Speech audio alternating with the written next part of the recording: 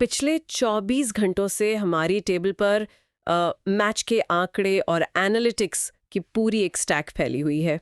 सही कहा। और इन सबको खंगालने का हमारा एक ही बड़ा मकसद है। आज अहमदाबाद में होने वाले इंडिया बनाम न्यूजीलैंड वर्ल्ड कप फाइनल का एकदम सटीक और गहरा विश्लेषण करना। बिल्कुल। तो चलिए इस डीप डाइव में सीधे मैदान पर उतरते हैं। ये कोई आम मैच नहीं है, बल्कि दो बिल्कुल विपरीत माइंडसेट की बहुत ही इंटेंस टक्कर होने वाली है। एकदम सही। एक तरफ भारत की नई और बिल्कुल निडर टीम है, और दूसरी तरफ न्यूजीलैंड जैसी बेहद शांत और कैलकुलेटेड टीम। एक बहुत ही जबरदस्त कॉन्ट्रास्ट है। हाँ, पर ध्यान देने वाली बात यह है कि इस नई भारतीय टीम में अनुभव की थोड़ी कमी है। एक बड़ा सवाल उठता है कि क्या ये नई जनरेशन वर्ल्ड कप फाइनल का वो भारी दबाव झेल पाएगी? यही तो आज का सबसे बड़ा हुक है।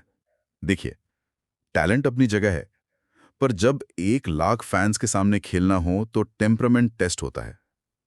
हालांकि सूर्य कुमार यादव की कप्तानी में इस टीम का अप्रोच पूरी तरह बदल चुका है। और वो अप्रोच काफी एक्सप्लोसिव और अनप्रिडिक्टेबल हो गया है। रोहित शर्मा और विराट कोहली के बिना मैदान पर उतरना पहले नामुमकिन लगता था, पर अब इन एंकर्स के ना होने से ही इस नई टीम को एक अलग आजादी मिल गई है। हाँ, और इस आजादी के पीछे बड़ा कारण है तिलक वर्मा और हार्दिक पांड्या जैसे खिलाड़ी। इनकी वजह से जो बैटिंग डेप्थ मिलती है, वो टॉप ऑर्डर को बिना डर के स्विंग करने की ताकत देती है। सही कहा।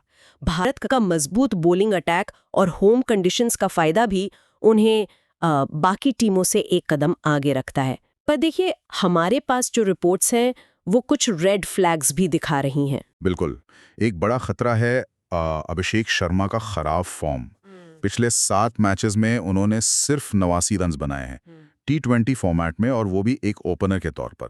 ये एक बहुत बड़ा स्लंप है। जिससे पावर प्ले का मोमेंटम टूट सकता है, और अगर शुरुआती विकेट जल्दी गिरता है तो दबाव सीधा उन नए खिलाड़ियों पर आएगा जो अपना पहला वर्ल्ड कप फाइनल खेल रहे हैं। और उस पर नरेंद्र मोदी स्टेडियम का अपना एक अलग प्रेशर है। याद रहे, इंडिया पहले भी यहाँ एक बड़ा फाइनल हार चुकी है। वो पुरानी यादें एक बड़ा साइकोलॉजिकल बैरियर बन सकती हैं। यहीं पर न्यूजीलैंड की टीम काफी खतरनाक साबित होती है। वो दुनिया की सबसे शांत और अनुशासित टीमों में से एक है।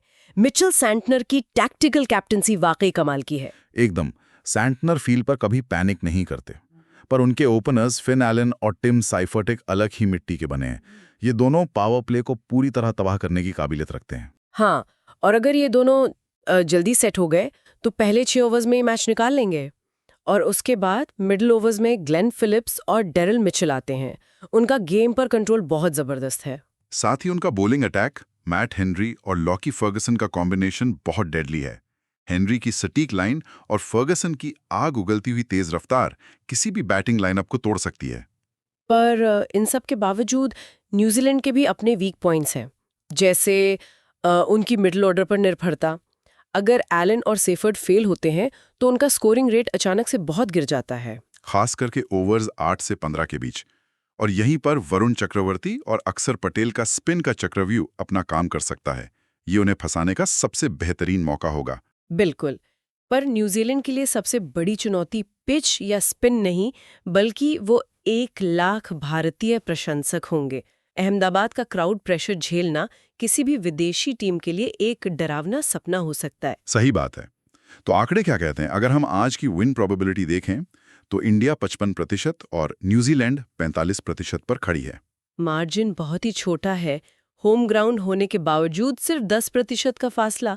ऐसा इसलिए क्योंकि कीवीज नॉकआउट मैचेस में हमेशा अपनी क्षमता से बेहतर खेलते हैं। तो ऐसे में जीत का फॉर्मूला क्या होगा? इंडिया को अपनी जीत पक्की करने के लिए 4 जरूरी कदम उठाने होंगे। पहला है पावर प्ले ठीक करना। अगर अभिषेक शर्मा फेल होते हैं तो सैमसन या किशन को तुरंत काउंटर अटैक करना होगा। और दूसरा कदम है स्पिन का जल्दी इस्तेमाल करना। फिन एलन के आक्रामक बैटिंग को रोकने के लिए वरुण चक्रवर्ती को पावर प्ले के अंदर ही बॉलिंग पर लाना होगा। तीसरा कदम मिडिल ओवर्स पर टारगेट करना है। न्यूजीलैंड के स्कोरिंग रेट को 8 से 15 ओवर्स के बीच रोकना बहुत अहम है। यहाँ डॉट बॉल्स का प्रेशर बनाना होगा। और चौथा सबसे अहम कदम है डेथ बॉलिंग। आखिरी 5 ओवर्स में बुमराह और अर्शदीप को पूरा अनुशासन दिखाना होगा। एक खराब गेंद और मैच सीधा हाथ से निकल सकता है। सही कहा। मैच प्रेडिक्शन के मुताबिक अगर इंडिया पहले बैटिंग करते हुए 180 के पार जाती है तो उनकी जीत पक्की लगती है। पर अगर न्यूजीलैंड ने जल्दी विकेट्स निकाल लिए तो मैच बेहद करीबी हो जाएगा। इसका मतलब ये फाइनल सिर्फ टैलेंट का नहीं बल्कि मानसिक संतुलन का टेस्ट है। एक तरफ इंडिया का क्राउड है तो दूसरी तरफ न्यूजीलैंड की शांति। जो इस हेवी प्रेशर को बेहतर हैंडल करेगा वही मैच जीतेगा। एकदम सटीक। इन आंकड़ों और स्ट्रैटेजीज को ध्यान में रखने से आज मैच देखने का नजरिया पूरी तरह बदल जाएगा और हर एक ओवर का असली महत्व समझ आएगा। बिल्कुल। पर इस तेज चर्चा को हम एक नए और सोचने पर मजबूर करने वाले सवाल पर खत्म करते हैं। हमने स्पिन और क्राउड की बात की, पर अगर मैच के दौरान मौसम या पिच में अचानक बदलाव आता है और स्पिन बिल्कुल काम नहीं करती, ये तो एक बेहद खतरनाक स्थिति बन जाएगी भारतीय टीम के लिए। तो क्या रोहित और कोहली के बिना ये नया और आक्रामक भारतीय बैटिंग लाइनअप मैट हेनरी और लॉकी फर्गुसन की लगातार आती हुई तेज बाउंसर्स के सामने अपना धैर्य बना पाएगा? ये एक ऐसा सवाल है जिस पर जरूर विचार किया जाना चाहिए।